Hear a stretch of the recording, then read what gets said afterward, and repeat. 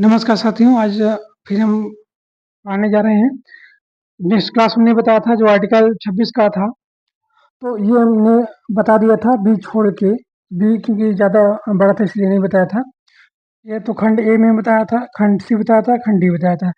खंड ए में हमने बताया था कोई भी व्यक्ति होगा अपने धर्म का, कोई भी मतलब आप कह लीजिए कोई भी हो, वो जो है आप मतलब किसी धर्म का भी हो, चाहे यहूदी हो, पारसी हो, हिंदू हो, सनातन में हिंदुओं का भी ले लेंगे, बौद्ध है, जैन है, ये कोई भी हो सकता है। तो अपने धर्म का जो है संघ या संगठन बना सकता है। अच्छा, दूसरी बात क्या है, उसमें आप धन अर्जन कर सकते हैं, धन का इकट्ठा कर सकते हैं, तो वो भी आपको अधिकार दिया गया है। अपने संपत्ति का आप प्रबंधन कर सकते हैं, वो भी अधिकार दिया गया है। अब ये जो धार्मिक आयोजन का और उसका प्रबंधन का अधिकार है, हम इसके बारे में और लोग चर्चा विस्तार से करते हैं। तो इसमें क्या बोला गया है, इसमें ये बताया गया है कि जो धार्मिक कार्य है आयोजन उसका प्रबंधन का अधिकार है। इसमें दो बातें आएंगी, क्या क्या बातें आएंगी, तो उसमें दो बातों में हम लोग यहाँ लिख लेते हैं दो बातें। क्लास बी, ठीक है, यहीं लिख लेते हैं, यहाँ पे रहेगा, अच्छा रहेगा। तो क्लास बी, बी, तो इसमें क्या बोला गया है, इसमें दो बातें हैं। तो प्रबंधन किसका किया जाएगा, ठीक है, तो प्रबंधन के बोला गया है। तो एक तो जो धार्मिक,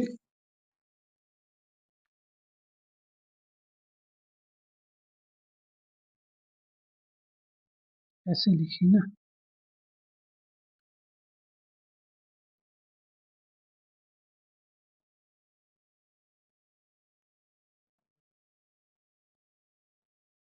जो धर्म का अंग है। अच्छा, दूसरा वाला क्या है, जो धर्म का अंग नहीं है।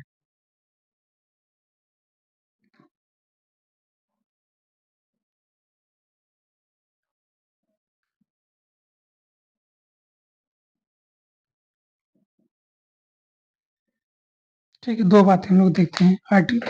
ये क्लास बी में जो धर्म का अंग है उसी का प्रबंधन करने का अधिकार है, जो धर्म का अंग नहीं है उससे आप प्रबंधन का अधिकार नहीं है, ठीक है, उस पर आपको नहीं कहा गया है। तो ये केस के ऊपर डिपेंड है।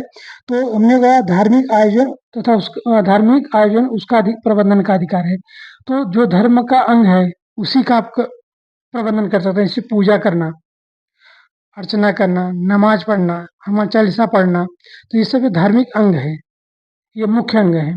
अच्छा, जो धर्म का अंग नहीं है वो क्या क्या है, वो है फूल चढ़ाना, ठीक है, फूल चढ़ाना जो है धार्मिक अंग नहीं है। आप जो है सिर्फ आराधना कर सकते हैं, चालीसा पढ़ सकते हैं, मतलब हाँ जो विनती कर सकते हैं, ये यहाँ तक तो है। और दूसरी बात, जो धर्म का और अंग क्या नहीं है, अब अभी धर्म के जो धर्म का अंग नहीं है, इसमें आप देखेंगे तो इसमें केसेस बहुत चले हैं, इधर हो जाता हूँ। तो इसमें केसेस बहुत चले हैं। ये मामला क्यों आया, तो उसमें हुआ क्या, जो समाज में लोगों ने देखा कि धर्म का हाथ लेकर के कुछ कानूनी जो प्रावधान थे उसमें वो लोग दखल दे रहे थे। तो दखल दे रहे थे इसकी वजह से, तो कोर्ट ने क्या किया, कई मामले पहुंचने लगे। तब उन्होंने ये बोले कि एक काम करिए, जो धार्मिक आयोजन का प्रबंधन का अधिकार है इसमें भी हम लोग डिफाइन करेंगे। कोर्ट ने बोला इसको मैं फाइनल करूंगा कि कौन सा धार्मिक अंग है, कौन सा धर्म का अंग नहीं है। तो इसमें बोला गया भाई जो आराधना है, हमारा चालीसा है, जो नमाज है, आप वो धार्मिक अंग है। फूल चढ़ाना या किसी को लिंग के आधार पे नहीं जाने देना, या मंदिर में और अन्य कोई प्रावधान है उसके तहत आप उसको प्रवेश से वंचित कर देना। और क्या हो सकता है, और ये हो सकता है कि जो मंदिर में किसी के जाने पे छूत उनको लग गया है, वो धुलाई कर देना, ये भी अंग नहीं है, मतलब ये भी आए, इसमें भी आप इंक्लूड कर सकते हैं। तो इसमें फिर बाद में ये आएगा। तो अच्छा, ये मामला आया कैसे, हम लोग ये देखते हैं। मामला आया इसलिए कि आप देखेंगे जो इस्माइल फारूकी साहब थे, वो बाबरी मस्जिद में वो बोले कि मैं नमाज अदा करूंगा। बोले कहाँ पे, तो बोले मैं अयोध्या में के जो बाबरी मस्जिद है वहां पे हम लोग, मस्जिद है वहां पे करेंगे। तब वहां पे मना किया गया, भाई आप अदा करना चाहते हो तो कहीं भी करिए, कोई जरूरी है वहीं अदा करने का। तो उसमें ये बोला गया कि आप जो अदा करें ठीक है, नमाज अदा करना वो धार्मिक अंग का है आपका, ये मैं मानता हूँ। मतलब एक्सेप्ट किया गया। मगर आप वहीं पे आप मनाएँगे बाबरी मस्जिद पे ही ये धर्म का अंग नहीं है, तो इसके तहत वो खारिज हो गया मामला।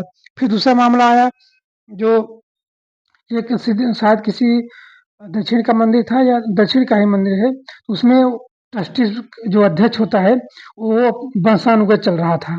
तो वंशानुगत में हुआ क्या उसमें, तो वो बोले कि अब मेरे बेटा होगा मेरे बाद, तो वहाँ वो मना कर दिया गया। तो आपने हम आपको बताया आर्टिकल जो 16 था, तो 16 मने जो खंड क्लास 5 था, यानी A B C D E में हमने जो बताया था, आप देखेंगे या था आर्टिकल 5 में खंड देखेंगे तो भी चल जाएगा मैं। तो उसमें हमने ये बताया था कि धार्मिक पद होगा वो वंशानुगत नहीं होगा, अपने शिष्य जो होगा उसी हिसाब से होगा। तो यही मामला उसमें ही फंसा हूँ कि आप जो ये बोल रहे हैं कि वंशानुगत है, ये धार्मिक अंग थोड़ी है, ये धर्म का अंग नहीं है। तो इसके तहत आराम से ये डिफिनेशन करने में सहायता मिला कोर्ट को।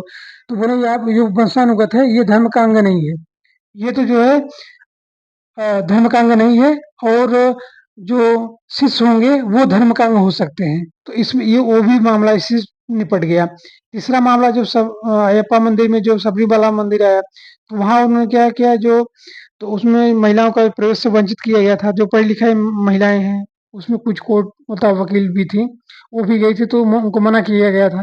तो वो लोग हाई कोर्ट जो सुप्रीम कोर्ट गई, सुप्रीम कोर्ट ने भी तो ये व्याख्या दिया, भाई आप जो कर रहे हैं वो धर्म का अंग नहीं है। इसके पहले जब केरल ने विधानसभा में भी वो नियम बना दिया कि हाँ, वहाँ नहीं जाएँगे। तो उसमें क्या हुआ, जो 14 से लेकर के जो 45 एज है, वो वो महिलाएँ नहीं जा सकती। ये जो संतान पैदा कर सकती हैं, ऐसी जो महिलाएँ उनको वर्जित किया गया था। तो इसीलिए जो ये तब वहाँ पे भी यही रूल से वो भी दिया गया था बाद में निर्णय कि आप जो ये बोल रहे हैं ये धर्म का अंग नहीं है। ये जो बोल रहे हैं ये धर्म का अंग नहीं है और आप जाने से वो रोक नहीं सकते हैं। तो वहाँ भी ये मामला आया था। तो ये रहा आपका धार्मिक मामले, ठीक है? तो ये 26 आर्टिकल तक हम लोग आप देख लिए हैं। अच्छा, पिछली क्लासों में हमने देखा जो अंतःकरण था वो चल गया हो गया। तो हम लोग आर्टिकल 25 में लोग देखते हैं क्या क्या हमने पढ़ा था। आर्टिकल 25 में होता है अंतःकरण की स्वतंत्रता, धर्म मानने की स्वतंत्रता था, धर्म के अनुसार आचरण करने की स्वतंत्रता था। फिर उसके बाद में जो चौथा पॉइंट हमने बोला था वो कि प्रचार करने की स्वतंत्रता है, ठीक है? अच्छा, ये रहा। अब हम लोग ये बोलते हैं कि जो अंतःकरण वाले मामले में थे, तो उसमें बाद में ये अंतःकरण में धर्मांतरण था, बाद में बहुत चर्चे में थे। जो एक चर्चा में बहुत ज़्यादा था, जो आप देखेंगे 1977 में स्टैनली श्वास थे एक महोदय ईसाई, वो धर्मांतरण बहुत तेज कराए थे ईसाई लोगों को। ईसाई थे तो हिंदू लोगों का जो है आदिवासी जो इलाका है वहाँ बहुत ज़्यादा मात्रा में कराए थे। वो मामले बहुत चर्चित में थे उस समय। अच्छा, पहले धर्मांतरण कौन-कौन आप देखेंगे कि धर्म कौन-कौन ज़्यादा मात्रा में किस तरह का धर्मांतरण होता है। तो आप हिंदू में देखेंगे तो अच्छा, इसमें ये एक और मैटर आया। तो मैटर इसमें ये आया, इसे आप मान लीजिए अंतःकरण ही मान समझ लीजिए। जैसे आप गए, कुंभ मेला गए, घूम के आए, जगन्नाथ गए, मथुरा गए आप, ठीक है? बालाजी मंदिर गए आप, या तो ऐसे अगर हरिद्वार गए, वैष्णो देवी, काशीनाथ गए, बनारस गए आप, तो यहाँ पे आपको देखेंगे ना, हो सकता है देसीकरण वाला ये आप देखेंगे जो आर्टिकल 11 में है, देसीकरण के साथ आप जो दिया जाता है ना जो नागरिकता, तो आपको अच्छा लगने लगा नहीं, ये धर्म तो विषय बहुत अच्छा लग रहा है, तो आप प्रेरित होकर के अपना सकते हैं, ठीक है? तो हिंदू धर्म में यही लगभग लगभग है। आप प्रेरित जबरन जब कहीं होता नहीं, अब हो तो नहीं कह सकता। पहले क्या होता था, पहले लोग ऐसे करते थे, प्रेरित होकर खुद ही धर्म अपना लेते थे, ये हिसाब से। आर्टिकल 27 में कहा गया है कि जैसे जो भी आप आप अगर एक बार अपने लोग फिर से देख लेना 26 से, ठीक है? 26 में क्या कहा गया था? 26 में तो हमने सबसे जो मुख्य पॉइंट था उसमें वो हमने बता दिया है कि धार्मिक आयोजन क्या है, धर्म क्या है, और धार्मिक जो प्रबंधन के मतलब जो मुख्य पॉइंट क्या है और गैर मुख्य पॉइंट क्या है, उसके बारे में हमने बता दिया है। अच्छा, अब उसमें जो आर्टिकल 27 में जो हम लोग देखते हैं, तो आर्टिकल 27 में ये बोला गया है कि जो धर्म की अभिवृद्धि के लिए कर देने की स्वतंत्रता है, ठीक है? तो धर्म के अभिवृद्धि के लिए कर देने की, कर या शुल्क समझिए, कर कर ही है, कर ही समझिए, छोड़िए। तो धार्मिक जो अभिवृद्धि के लिए कर देने की स्वतंत्रता है। आप अगर चाहे तो दे सकते हैं, आप चाहे तो नहीं दे सकते हैं। ये आपके ऊपर डिपेंड है, ठीक है? तो इसमें आप बाध्य नहीं कर सकते, ये निर्बंधन टाइप का है। तो आप दूसरी बात ये राज्य को निर्देश भी दिया गया है कि आप जो भी टैक्स वो मिलता है, किसी भी विशेष धर्म को या किसी भी धर्म को आप जो है प्रत्यक्ष और परोक्ष रूप से आप सपोर्ट नहीं कर सकते हैं, ठीक है? इसमें ये प्रावधान किया गया है। तो धर्म की अभिवृद्धि के लिए आप जो है टैक्स देने की स्वतंत्रता या कर देने की स्वतंत्रता है आप नहीं देंगे कोई बात नहीं है, चलिएगा। आप मना कर सकते हैं या दे सकते हैं, आपकी इच्छा है। जो आपकी इच्छा का है वो कर सकते हैं। प्लस राज्य को भी निर्देश ये दिया गया है, आप जो है कि जो टैक्स का कलेक्शन हुआ है, किसी धर्म विशेष का आप जो है उसमें सपोर्ट नहीं करेंगे या आप ये कह लीजिए कि प्रत्यक्ष हो चाहे परोक्ष रूप से उसका जो है आप कहीं से भी मदद नहीं करेंगे। इसमें ये राज्य को निर्देश भी दिया गया है और प्लस नागरिकों को भी निर्देश दिया गया है कि आप स्वतंत्र हैं। आप कोई प्रेशर से ये नहीं कह सकता है कि आप धार्मिक अभिवृद्धि के लिए आपको कर देंगे तो अच्छा ही रहेगा या फोर्स मतलब कहते हैं ना कि फोर्स से आप बोलेंगे नहीं आपको देना ही पड़ेगा, ऐसा नहीं कह सकते आप। आपकी जो इच्छा है वो करिए, ठीक है? तो धर्म की अभिवृद्धि के लिए कर देने की स्वतंत्रता है।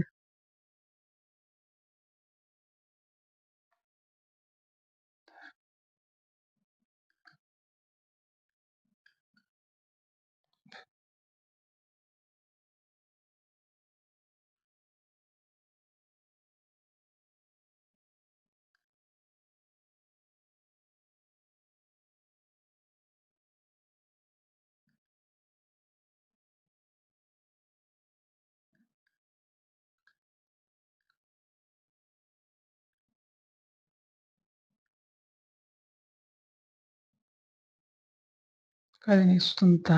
अच्छा, धर्म की अभिवृद्धि के लिए कर न देने की स्वतंत्रता, कर न देने की स्वतंत्रता, यहाँ आप ऐसे लिख लीजिए।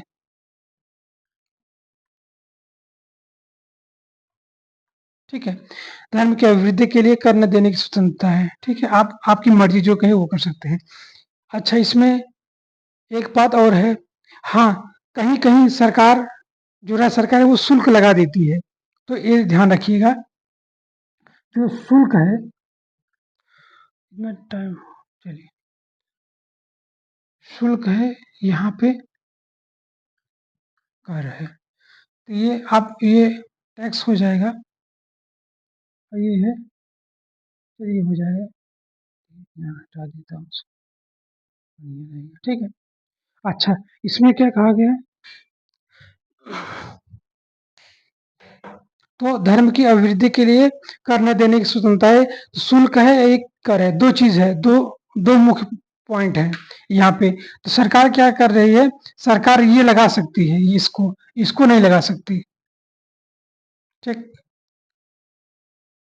इसको नहीं लगा सकती, क्यों? अब शुल्क में और कर में अंतर क्या है? शुल्क वो चीज़ होता है कि आप तुरंत दीजिए, तुरंत लीजिए। जैसे हम लोग दुकान पे कोई भी किराना मार्केट में जाते हैं, तो हमने पैसा दिया और सामान लिया। तो इसको बोलते हैं शुल्क दिया और हमने सेवा लिया अपना, चाहे वो सर्विस हो चाहे गुड्स का हो, ले सकते हैं। कर्म क्या होता है? कर्म आप पैसा देंगे, आपको मिलेगा नहीं मिलेगा, कोई मतलब सर्विस मिलेगा कि नहीं मिलेगा, कोई गारंटी नहीं है। तो ये शुल्क और कर में अंतर है। तो सरकार जो है कहीं-कहीं शुल्क लेती है, जैसे महादेव महाकाल में, उज्जैन में वहाँ कुछ ₹250 कुछ समथिंग है, तो वहाँ शुल्क लेती है, तो मंदिर में ही कहीं खर्च कर देती है, तो वहाँ का पैसा वहीं में हो जाएगा, ठीक है? ये प्रावधान के है, शुल्क और कर में यही अंतर है, ठीक है? तो ये रहा आपका आर्टिकल 27 में, ये ज़्यादा वैसे नहीं है, अब हम लोग आर्टिकल 28 में देखते हैं, ठीक है?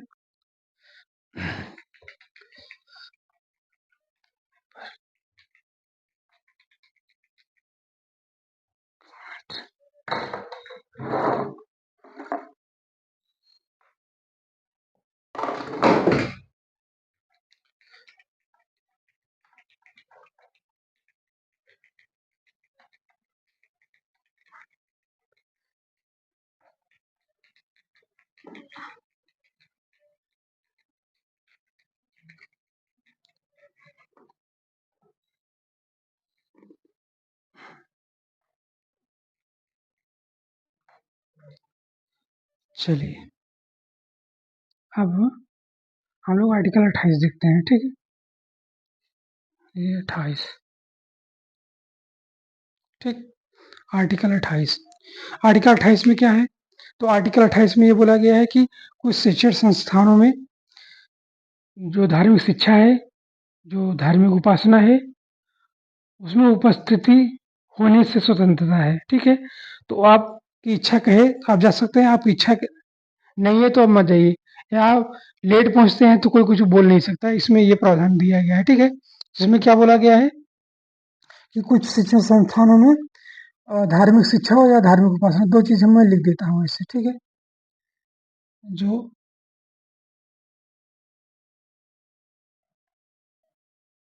धार्मिक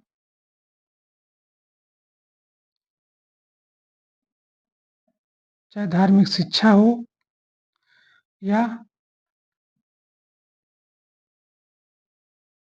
धार्मिक उपासना हो, ठीक है? ये 2 चीज़ें हैं। तो धार्मिक शिक्षा है या धार्मिक उपासना में उपस्थिति होने की स्वतंत्रता, ठीक है? यहाँ पे उपस्थिति से स्वतंत्रता, ये लिख लीजिए, उपस्थिति से स्वतंत्रता, ठीक है? तो ये आर्टिकल 28 रहे। इसमें क्या विशेष बातें हैं? इसमें ये विशेष बातें हैं, और अच्छा दूसरा नियम ये है इसमें, ये मान चलिए एक हो गया। दूसरी बात क्या है? तो दूसरी बात ये है, पहली बात ये रहा, ठीक है? अब दूसरी बात क्या है? तो दूसरी बात ये है कि आप जो है, जो सरकारी स्कूल है, आप मान लीजिए सरकारी स्कूल है, ठीक? सरकारी स्कूल है। जो सरकारी स्कूल है, उसमें आप जो है धार्मिक शिक्षा नहीं दे सकते हैं, इसमें ये प्रावधान किया गया है। अच्छा, जो वित्त पोषित हैं या मान्यता प्राप्त हैं, उसमें भी आप दे सकते हैं, बाध्यकारी नहीं है। ये नहीं आपको लेना ही पड़ेगा। तो ये सब प्रावधान ध्यान रखिएगा, इसमें है, ठीक है? तो सरकारी स्कूल में तो बिल्कुल नहीं दे सकते हैं धार्मिक शिक्षा। मान्यता प्राप्त या वित्त पोषित हैं कुछ संस्थान, तो उसमें धार्मिक शिक्षा दे सकते हैं, पर बाध्यता के साथ नहीं दे सकते हैं। ऐच्छिक है, ठीक है? तो ये रहे आपके आर्टिकल 28 और आर्टिकल 27। और क्या इसमें खास बातें? बस हो गया ये। धार्मिक शिक्षा में उपस्थित से धार्मिक शिक्षा क्या होगा या धार्मिक उपासना क्या है? ये चीज़ आप थोड़ा सा कन्फर्म कर लें, अलग रहेगा तो अच्छा रहेगा। तो आवाज़ आ रहा है? 2 मिनट। हाँ, तो धार्मिक शिक्षा क्या है? तो धार्मिक शिक्षा हो गया, मान लीजिए आप कहीं देखते हैं गाथा वाचन चल रहा है, या श्री रामचरितमानस चल रहा है, या और आप देखेंगे कुरान का कोई पाठ कर रहा है। जब वो ईद के समय होते हैं ना, तो वहाँ पे पूरा होता है, पढ़ाया जाता है, पूरा शुरू से लेकर के लास्ट तक शाम के टाइम पूरा पढ़ाया जाता है। तो वहाँ पे आप अगर देर भी पहुँचते हैं, तो आप मतलब रोक कोई मतलब आपको डाँट नहीं सकता, भगा नहीं सकता, ठीक है? कि आप क्यों नहीं आए, इतना टाइम क्यों लगा दिए? ये सब आप नहीं बोल सकते वो, कोई बात नहीं, एक्सेप्ट कर लेगा, ठीक है? उसको बोलते हैं धार्मिक शिक्षा, यानी कोई कथा चालू किया हो तो शिक्षा में ही आ जाएगा। अब धार्मिक उपासना क्या है? धार्मिक मतलब पूजा पाठ चल रहा है, मान लीजिए आप अभी आधे पे पहुँचे हैं, शुरू कब का हुआ है, अभी पहुँच रहे हैं, तो वहाँ भी आपको कोई डाँट नहीं सकता। तो ये रहे आपके धार्मिक उपासना या धार्मिक शिक्षा में ये अंतर है, ठीक है? और ये सरकारी स्कूलों में तो भाई नहीं दे सकते। अर्ध सरकारी होगा, वित्त पोषित होगा, आप दे सकते हैं वहाँ, मगर बाध्यकारी नहीं है। ये है आपका आर्टिकल 27 और 28, ठीक है? अच्छा, हम लोग एक चीज़ और देखते हैं, आर्टिकल जो 22 में हमने पढ़ाया था, वो उसमें कोफे पोसा था, उसके बारे में थोड़ा चर्चा करते, टाइम भी है, ठीक है? बच जाएगा टाइम।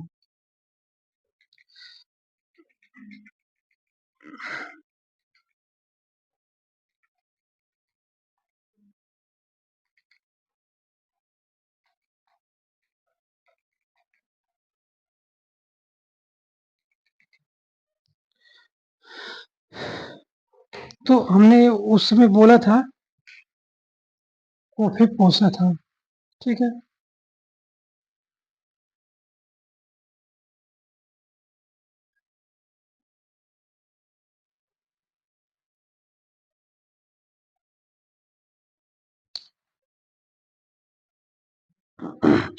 तो कोफे पोसा में क्या था? कंजर्वेशन ऑफ फॉरेन एक्सचेंज और प्रिवेंशन ऑफ स्मगलिंग एक्ट, उसमें वो जो बोला गया था, 1974 का एक्ट था, उसमें जब आया था, ये सबसे अलग था उसमें, यूपीए वाले में। ये था 1974 में, ठीक, 1974 में आया था। तो हमने ये बोला था जो निवारक निरोधक कानून था, वो 1950 में आया था। यूएपीए जो अनलॉफुल एक्टिविटीज, मतलब यूएपीए अनलॉफुल एक्टिविटीज और प्रिवेंशन ऑफ एक्ट, मतलब प्रिवेंशन एक्ट था, प्रिवेंशन एक्ट। तो वो आया था 1967 में आया था। फिर कब वो फिर आया जो maintenance of internet security act Misa 1971 में आया था। फिर हमने ये बताया था रासुका जो 1980 में आया था। फिर जो टाडा था वो 1987 में आया था। फिर जो पोटा आया 2002 में आया था। तो उसी में जो मीसा के बाद जो हमने बताया था कि वो maintenance of inter security act 1971 था, ये 1974 में ये आया था। तो ये उस उन सब से कैसे अलग था इसके बारे में आपको चर्चा कर रहे हैं। तो आप देखेंगे भुगतान संतुलन है, उसके बारे में आप लोग देखेंगे। तो इसमें 2 चीज़ आएगा, पहला बीओपी आएगा।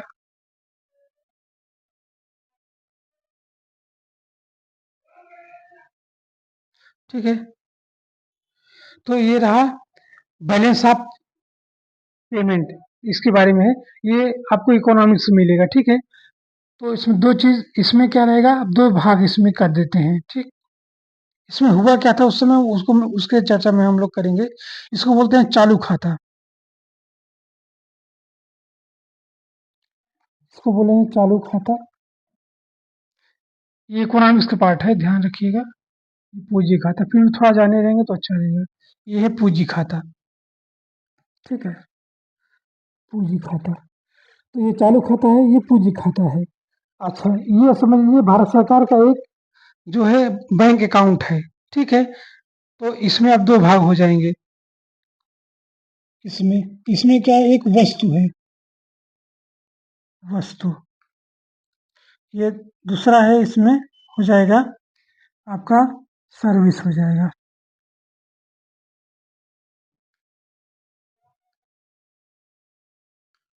ठीक, चलिए। तो ये रहा, ये पूंजी खाता है, वस्तु खाता है, ये सर्विस है। मतलब इसमें चालू खाता है, पूंजी खाता, तो मैं 2 ही रहा। अब इसको एक काम करते हैं, हम लोग रजिस्टर समझ लेते हैं इसे। ये चालू रजिस्टर है, चालू खाता का जो रजिस्टर है, खाता में अगर नहीं समझ आ रहा है तो उसको रजिस्टर मान लीजिए। इसके 2 रजिस्टर थे। इसमें क्या है, एक वस्तु जो दिख रहा था उसका आदान प्रदान लिया दिया जा रहा है, और दूसरा जो सर्विस है उसको लिया दिया जा रहा है, ठीक है? इधर से हम लोग बताते हैं, ठीक है? तो आप इसको ये ऐसे मानिए, जो देश में खाद्यान्न है, खाद्य जो भी, वैसे तेल हुआ, आपका गेहूँ हुआ, चावल हुआ, कोकोनट हुआ, प्याज हुआ, लहसुन हुआ, ये सब पूरा है, यहाँ से लेन-देन होता है। इसको बोलते हैं वस्तु की खाता। इसको बोलते हैं सर्विस है। सर्विस में क्या-क्या है, इसे आपने माल मँगाया, मतलब आपने क्या किया कि काजू जो है, मान लीजिए बाहर देशों से, ईरान से या पाकिस्तान से, कहीं से भी आप प्याज मंगाते हैं, ऐसे समझिए प्याज मंगाते हैं, तो जहाज जो लेके आई है, तो जहाज के जो पैसा दिए हैं ये सर्विस में आएगा, ठीक है? जो पेमेंट किए हैं वो किराया उसका। या आपने रिचार्ज करवाते हैं तो रिचार्ज भी इसी में आएगा, क्योंकि आप पैसा तो प्रत्यक्ष देते हैं, और आप मोबाइल में आ गया मैसेज, हो गया, वो चालू हो जाता है, तो ये सर्विस सेक्टर में ही आएगा, ठीक है? अच्छा, 2 खाते भी ये मेन हो गए। अब इसमें ये देखिए, अब इसमें अगर देखें 2 चीज़, 2 खाता इसमें और ऐड कर दीजिए, 2 खाता, 2 रजिस्टर मतलब और इसमें बना दीजिए। तो इस ये क्यों बना रहे हैं आप? एक काम करिए ना, जो भारत देश के जो लोग ले रहे हैं, उसको एक बना दीजिए, और दूसरा जो बेच रहे हैं उनका। तो ये जो सेलिंग कर रहे हैं, ये सेल वाले हैं, मान लीजिए ये क्या कर रहे हैं, सेलिंग कर रहे हैं, माल को अपनी सेलिंग कर रहे हैं। जो व्यापारी भारत के हैं वो बेच रहे हैं विदेशों को, ये जो है लोग बाइंग कर रहे हैं, खरीद रहे हैं, ठीक है?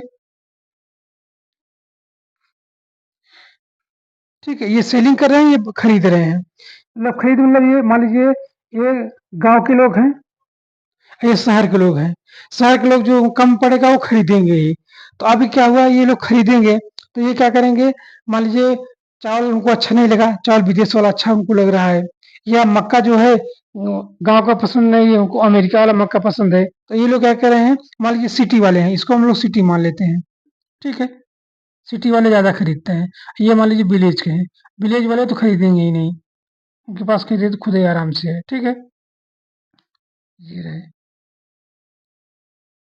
अच्छा ये सिटी के हैं, ये विलेज के हैं, इसको ऐसे रख देते हैं, ठीक रहेगा, अब समझ में आएगा। अब ये लोग क्या करते हैं, ये मिलिए जो शहर वाले हैं, इन्होंने क्या किया, वो अपने जो वस्तु खरीदा 100 रुपए खरीद लिया, ठीक है? मान लीजिए 100 का ये लोग खरीद लिए, 100 का खरीद लिए,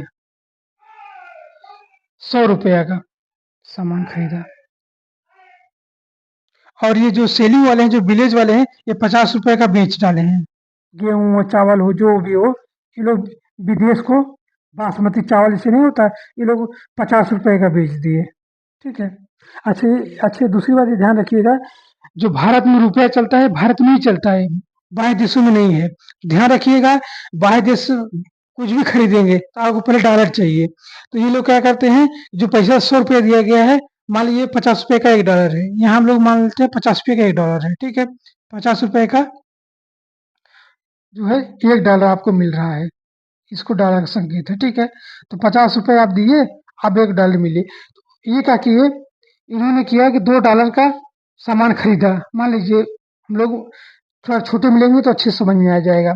तो ये क्या किए, ये लोग 2 डॉलर का 100 रुपया या 2 डॉलर का जो है सामान खरीदे, जो भी ये वस्तुएं हुए। इन्होंने क्या किया, ये 50 रुपए का बेच डाले हैं। अब यहाँ पे घाटा कितना है, यहाँ पे आप देखेंगे टोटल करेंगे तो यहाँ घाटा कितना आ जाएगा, 100 में 50 करेंगे तो ये -50 चलेगा, यहाँ उतरेगा तो यहाँ हम लोग लिख देते हैं -50। तो ये चालू खाता आपका बोलेगा, चालू खाता जो आपका है चालू ये 50 वस्तु का हो गया। तो अब देखिए 50 पे ये वस्तु वाला जो खाता है उसमें 50 पे माइनस में चल रहा है, ठीक है? क्योंकि ये लोग 100 रुपये खरीदे, बेचे 50 का है, तो यहाँ माइनस, ये वस्तु जो खाता है वो 50 रुपए का माइनस में चल रहा है, ठीक है? अब यहाँ क्या हुआ, यहाँ भी वही दो दो हो जाएंगे, एक बेचेंगे एक खरीदेंगे, तो यहाँ पे हम लोग बेचने मतलब खरीदने वाले को बी और बेचने वाले को यस लिख देते हैं, सेलिंग हो जाएगा। अब क्या है, भारत जो है सर्विस में अच्छा है, परफॉर्मेंस है, तो इसने ये जो बाइंग किया है, मान लीजिए इसने क्या किया कि कितना आ जाएगा, तो मान लीजिए ये है, ये 100 रुपये का मान लीजिए ये लोग क्या किया, खरीदे हैं, बाइंग कर रहे हैं। सेलिंग कितना किया, मान लीजिए 140 रुपये का किए, ठीक? अब देखिए 140 रुपये यहाँ पे है और ये है 100 रुपये, ये समझे रहेंगे ना तो बजट आराम से खूब बढ़िया समझ में आएगा। जब बजट पेश होता है तब समझ में आएगा। तो हमने ये बोला, ये चालू खाता था, ये वस्तु खाता है, इसी का भाग है, और फिर सर्विस वाला सेक्टर हो गया। सर्विस हमने देखा, जो सिटी वाले हैं उन्होंने 100 रुपये खरीदा और जो विलेज वाले हैं वो 50 रुपये बेचे। दोनों खाता का वस्तु खाता के जो वस्तु खाता यहाँ पे लिख देंगे तो अच्छा रहेगा, वस्तु खाता, वस्तु, तो वस्तु खाता में -50 रुपये है, ये सर्विस खाता है। अब देखिए 100 रुपये के इन्होंने क्या किया, खरीदा है सर्विस। अब बेचे कितने के हैं, ये सब मान लीजिए बेचते हैं 140 रुपये का, तो यहाँ प्लस कितना है, तो यहाँ प्लस हो जाएगा, सर्विस खाता जो प्लस में है ये 40 हो जाएगा, ठीक है? ये 40, अब -50 और +40, तो अब यहाँ कितना आ जाएगा, -10 आएगा। तो ये अब यहाँ मान के चलिए, यहाँ पे हो जाएगा 10, ये 10 रुपये माइनस में हो गया। अब 10 रुपये माइनस है तो एक तराजू पल रहा इधर है, एक तराजू का पल रहा उधर है, समझिए। अब जो है 10 रुपये माइनस में है, अब क्या होगा कि भारत का कोई भी रुपया तो बाहर चलेगा नहीं। अब यहाँ जो यूएसए के लोग हैं या यूके के लोग हैं, इतने दिमागदार हैं कि अब क्या करेंगे, ये 10 रुपये का सामान है तो आपको बिना लोन का मिलेगा ही नहीं, आपको बाहर से जगह डॉलर चलता है, तो आप 10 रुपये का जो डॉलर का होता है एक्सचेंज, उसको आपको लेना पड़ेगा। और जो आप मान के चलिए, ऐसे समझिए कि आपका बाहर देश खरीदे हैं, आपको तुरंत पेमेंट करना पड़ेगा, ऐसा समझिए। तो अब आप देखिए सरकार क्या करेगी, अब डॉलर के पास उसके पास तो है नहीं, अब 10 रुपये माइनस में है, किसी को देने का है। अब ये लोग क्या करेंगे, तब वही बोलेंगे आप लोन ले लीजिए। तो जो डॉलर चलाए थे तो जो पूंजीपति लोग वहाँ बहुत मतलब धनाढ्य लोग हैं। धनाढ्य लोग कैसे हैं? वहाँ जो है इंश्योरेंस सब कोई कराता है, और जो पीएफ वगैरह होता है नहीं करता है सबका, तो जो पीएफ कंपनी है वो लोग पैसा रखे रहते हैं, ऐसे ही लोगों को ब्याज पे पैसा देते हैं, ताकि जब प्रॉफिट होगा तो उन लोगों को अपने संगठन को भी पैसा देंगे, जो कर्मचारी हैं उनके जिनसे पीएफ कट के आता है उनको भी देंगे समय पर भी। तो वो लोग रखे रहते हैं पैसे।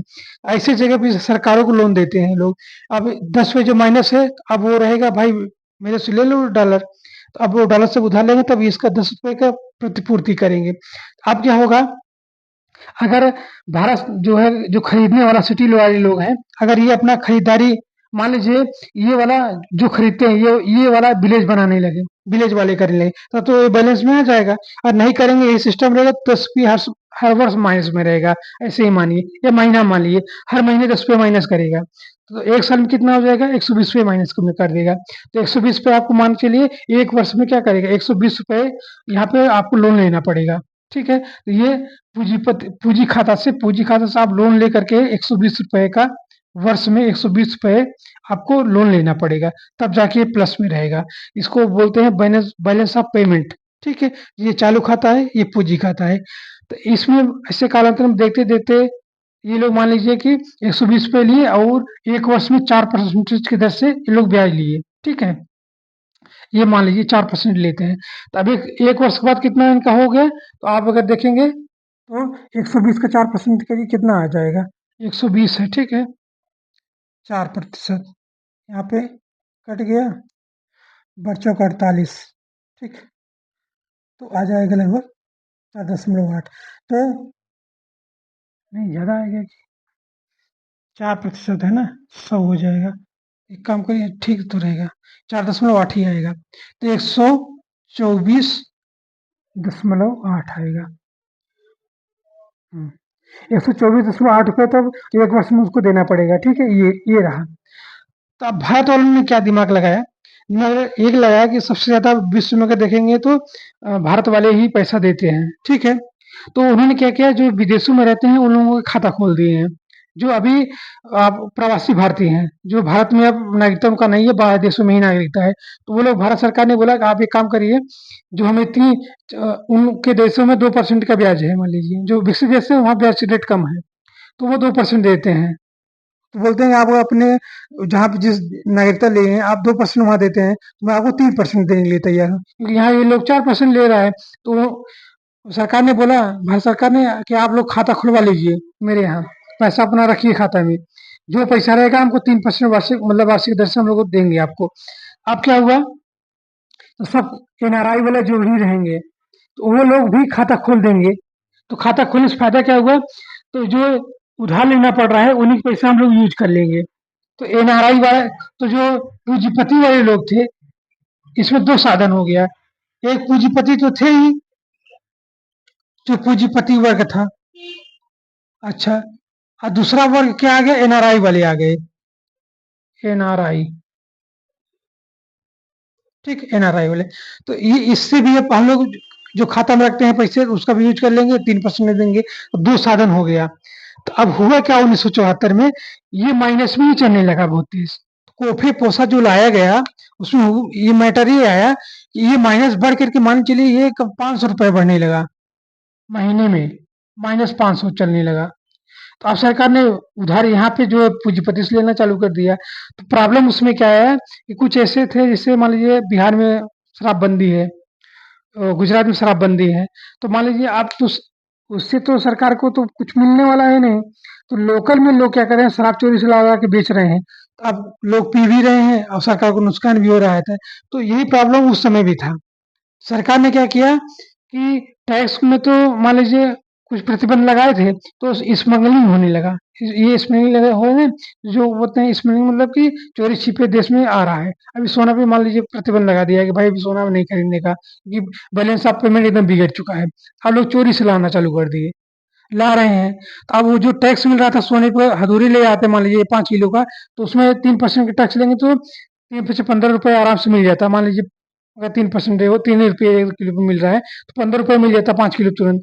अब वो चोरी से ला रहे हैं, 1 रुपये मिल भी नहीं रहा है और सीलिंग वो भी कर रहे हैं। और पैसा भी चोरी-चोरी दे करके भारत सरकार के बाहर देश में जा रहा है, इसको स्मगलिंग कहते हैं, ठीक है? इसी को बोलते हैं।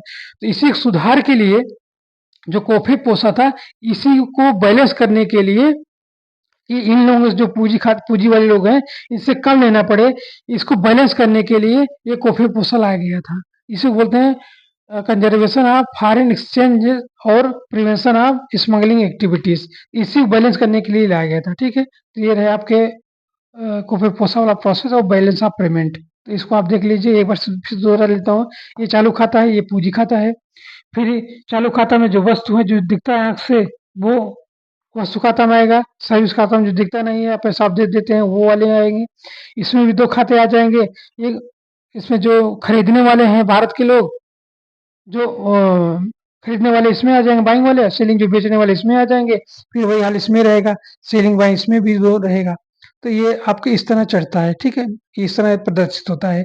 पूँजी खाता में सोर्स कहाँ से आएगा? तो ये इधर से आएगा। पूँजी खाता है, पूँजीपति दे सकता है, एनआरआई दे सकता है। अभी तो और विकल्प हो गया, भारत सरकार किसी को बाहर ऋण दिया है, वो वापस करता है, ब्याज देता है, या वो भी विकल्प इसमें आ जाएगा, ठीक है? ये रहे आपके कुपेपोसा वाला प्रोसेस, ठीक है? अब हम लोग नेक्स्ट कल देखते हैं, ठीक है? Thank you.